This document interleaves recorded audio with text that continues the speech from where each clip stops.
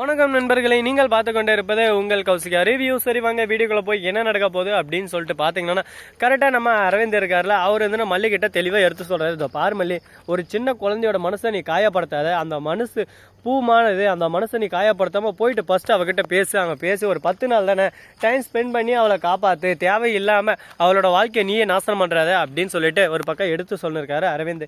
இதை கேட்டதும் எதுவுமே பேசாமல் ஒரு பக்கம் சைலண்ட்டாகவே இருக்காங்க. இல்லை என்னால் முடியாது அப்படின்னு சொல்லிட்டு, ஏன் இந்த மாதிரி பண்ணுற, என்னாச்சு உனக்கு, நீ இதுக்கு முன்னாடி இப்படி இல்லையே, நீ இந்த மாதிரி சோசியல் சர்வீஸ் நிறையா பண்ணுறதால உன்னை எனக்கு ரொம்பவே பிடிக்கும் அப்படின்னு சொல்லிட்டு சொல்கிறாங்க. அங்கே போனேன்னா ஒரே அடியாக உங்களை விட்டு போயிடுவோம், பரவாயில்லையா, என்னை அங்கேயே திருமணம் செஞ்சு வச்சுருவாங்க, ஆல்ரெடி எனக்கு அங்கே எவ்வளோ பிரச்சனை நடந்துச்சு ஏது நடந்துச்சுன்னு உங்களுக்கு தெரியாது, சொன்னால் புரிஞ்சுக்கோங்க அப்படின்னு சொல்லிட்டு சொல்ல, எனக்கு எந்த பிரச்சனையும் இல்லைம்மா, எனக்கு எல்லாமே தெரியும் அப்படின்னு சொல்லிட்டு சொல்கிறாருங்க. ஒன்றா எல்லாத்தையும் என்கிட்ட சொல்லிட்டாரு. இருந்தாலும் உன்னை நான் ஏற்றுக்கிறது ஒரே தான், உன்னோட நல்ல மனசும் உன்னோட நல்ல குணமும் தான்.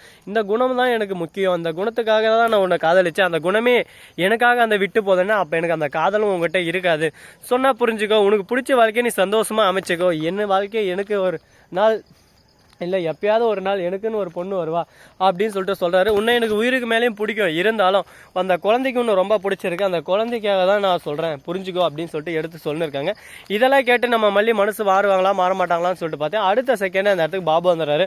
என்ன மாப்பிள்ள லூசு மாதிரி பேசினிருக்கீங்க, உங்களெல்லாம் என்ன சொல்கிறதுன்னு சொல்லிட்டு தெரியல, தேவையில்லாமல் என் தங்கச்சி மனசில் நெஞ்சை விதைக்காதீங்க, கவனம் இருங்க அப்படின்னு சொல்லிட்டு சொல்ல, உடனே என்ன மச்சான் உங்களுக்கு என்ன ஒரு நியாயம், மற்றவங்களுக்கு ஒரு நியாயமா, எல்லாத்துக்கும் ஒரே நியாயமாக இருக்கணும் மச்சான், இப்படியெல்லாம் கோர வஞ்சனம் பண்ணக்கூடாது மச்சான் அப்படின்னு சொல்லிட்டு எடுத்து சொல்லிருக்காங்க. இதெல்லாம் எங்கே போய் முடிய போகுது என்ன போகுதுன்னு சொல்லிட்டு தெரியலைங்க. ஒரு பக்கம் ரொம்பவே சீரியஸாகவும் ஒரு பக்கம் ரொம்பவே ட்விஸ்டாகவும் போயின்னு இருக்கு. பாப்பா இன்னும் என்னென்ன நடக்க போகுதுன்னு சொல்லிட்டு. அது மட்டும் இல்லாமல் உங்களுக்கு இன்னொரு முக்கியமான விஷயம் சொல்ல போகிறேங்க. அப்படி என்னடா முக்கியமான விஷயம் சொல்ல போகிற, நீ சொல்கிறது எல்லாமே டூப்பாக தான் இருக்கும், எப்படி நீ முக்கியமான விஷயம் சொல்கிற அப்படின்னு சொல்லிட்டு கேட்பீங்க. நம்புறவங்க நம்புங்க, நம்பாதவங்களும் நம்புங்க, அப்போ தான் வாழ்க்கையில் ஜெயிக்க முடியும். எப்போவுமே ஒருத்தர் சொல்கிறாங்கன்னா அந்த விஷயத்தில் ஏதான ஒன்று இருக்கும் அர்த்தம். 1000 விஷயம் பொய்யா இருக்கலாம், அந்த 1000ல் ஒன்றான உண்மையாக இருக்கும்ல. நான் சொல்கிறது மொத்தமே கூட பொய்யா இருக்கலாம், அந்த பொய்யிலும் ஒரு உண்மை இருக்கும், அதை ஃபஸ்ட்டு நீங்கள் யோசிச்சு பார்க்கணும். அதில் ஒரு முக்கியமான விஷயம் என்னன்னு சொல்லிட்டு பார்த்தீங்கன்னா, உட்காந்து இருக்கால, இவன் சொல்கிறது எல்லாமே டூப்பு தான், அதெல்லாம் நம்பி ஒரு பல பேர் பார்க்குறாங்க. அந்த மாதிரி தான் எந்தையும் நீங்களும் பார்க்கணும்.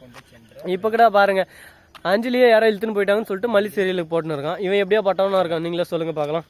சரி, இதெல்லாம் ஒரு பக்கம் இருக்கட்டும், இதெல்லாம் தமிழ்னு சொல்லிட்டு வச்சுன்னு இருக்கான், இதெல்லாம் கண்டிப்பாக வியூஸ் போகுமா, நீங்களே பார்த்து சொல்லுங்களா.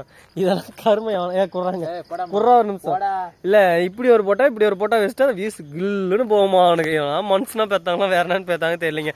சரி விடுங்க, நமக்கு நேரத்துக்கு அவன் கான்செப்ட், அப்புறம் அவன் சேனல் நாமளே ப்ரொமோட் பண்ண மாதிரி ஆயிரும், அதனால வேணாம். சரி ஓகே ஃப்ரெண்ட்ஸ், உங்களுக்கு இன்னொரு இம்பார்ட்டண்டான ஒரு விஷயம் சொல்ல போகிறேன்.